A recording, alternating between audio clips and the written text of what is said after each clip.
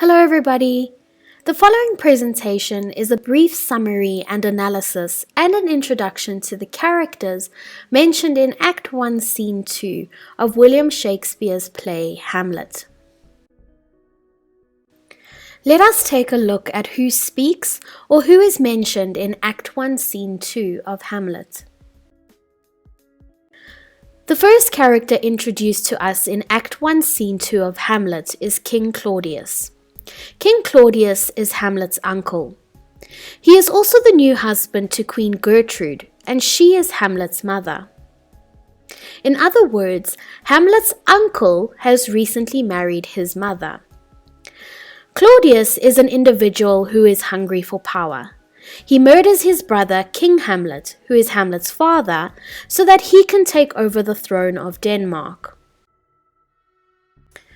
The next two characters who are introduced in this scene are Cornelius and Voltimand. They are minor characters and are simply the Danish ambassadors who are sent to Norway.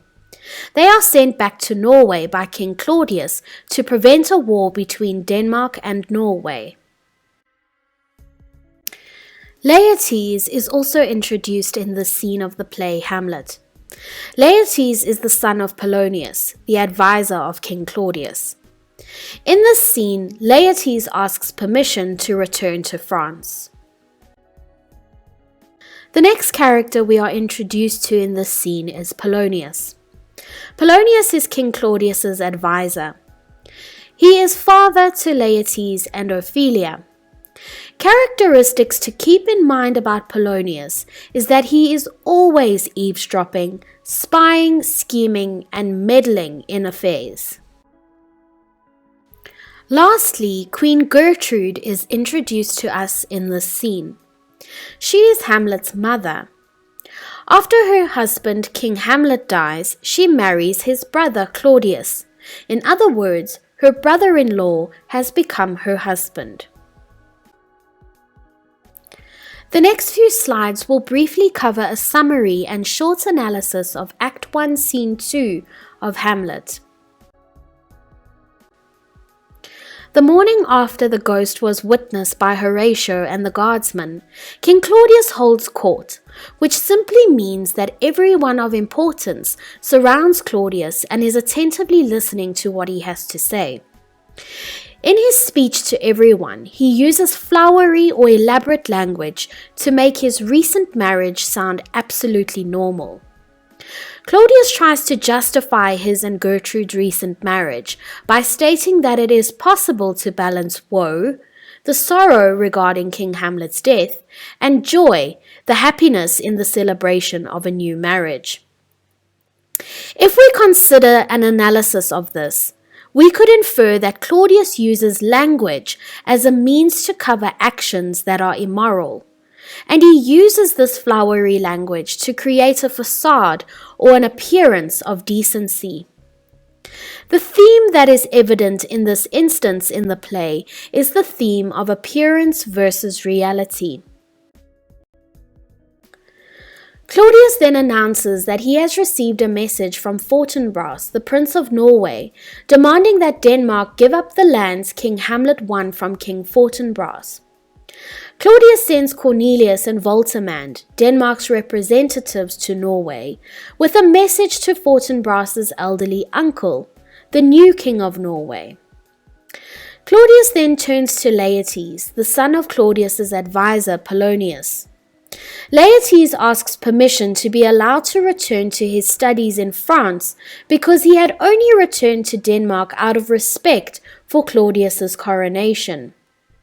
Claudius agrees to this request and he wishes Laertes well.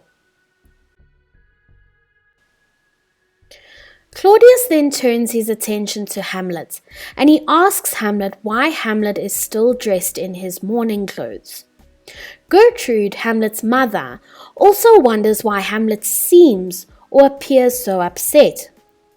Hamlet says that he doesn't seem to be upset, he is upset. He also states that his clothes don't capture his true feelings of mourning. What we can infer from this is that by noting how he is, is more important than how he seems. Hamlet suggests that his inner feelings are more prevalent than any sort of appearance or how he seems. The theme evident in this instance is the theme of appearance versus reality. Claudius's response to Hamlet is that it is normal for fathers to die and then for their sons to mourn. But he says to Hamlet that mourning for too long is unnatural and unmanly. Claudius then asks Hamlet to view him as a father, because Hamlet would be next in line to the throne. He asks Hamlet not to return to Wittenberg in Germany to continue his studies. A question we can ask ourselves here: what is ironic about Claudius's lecture to Hamlet about what is unnatural, particularly with regards to Claudius's recent actions? We could argue that what is ironic is that Claudius lectures Hamlet on what is natural, but what is in fact unnatural is that Claudius murdered his own brother. This is another instance in which the theme of appearance versus reality is present in the play. Gertrude seconds Claudius's request for Hamlet not to return to Germany.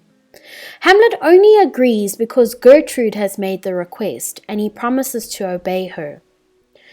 Note that Hamlet does not respond to Claudius's request for him not to return to Germany, but stiffly agrees to honor the request when it comes from his mother, Gertrude. At this point in the scene, everyone leaves the stage except Hamlet. In a soliloquy, which simply means an act of speaking one's thoughts out aloud, Hamlet expresses his wish that he could die, but that he also wishes that God had not made suicide a sin. He criticizes the marriage between his mother, Queen Gertrude, and his uncle, King Claudius. Hamlet states that Claudius is nothing in comparison to King Hamlet, and in his agony, Hamlet describes Gertrude as a lustful beast. What is interesting to note here is that Hamlet's wish to be dead exists even before he becomes aware that his father's death was because of murder and not merely because of a snake bite. A question we can ask is, if Hamlet contemplates suicide in response to his mother's marriage, how can we describe Hamlet's feelings towards the marriage? Of course, we can answer that Hamlet is experiencing feelings like fury, rage, and disgust. Horatio, Hamlet's best friend, and two of the castle guardsmen, Marcellus and Bernardo, enter. Hamlet, who studied at Wittenberg with Horatio, is happy to see his friend. In a short conversation, Hamlet is pleased to hear that Horatio shares the sentiment that Gertrude and Claudius's marriage was a hasty one. We can learn something about Horatio's character by asking ourselves what it says about Horatio's character that he thinks the marriage was too hasty. We can say that it suggests that Horatio is honest, because he is frank with Hamlet about this, and we could also say he is realistic, because I'm sure most of us would agree that Gertrude and Claudius's marriage was indeed a hasty one. Act 1, Scene 2 concludes with Horatio telling Hamlet about the sighting of the ghost and how the ghost had an uncanny resemblance to Hamlet's father, King Hamlet. Hamlet, who is troubled by the news, decides to join Horatio and the guardsmen that evening on the ramparts of the castle during their night watch duty. We could ask at this point how the inner feelings of Hamlet are similar to the situation in Denmark. The answer to this is that Hamlet and Denmark are both in a general state of unease.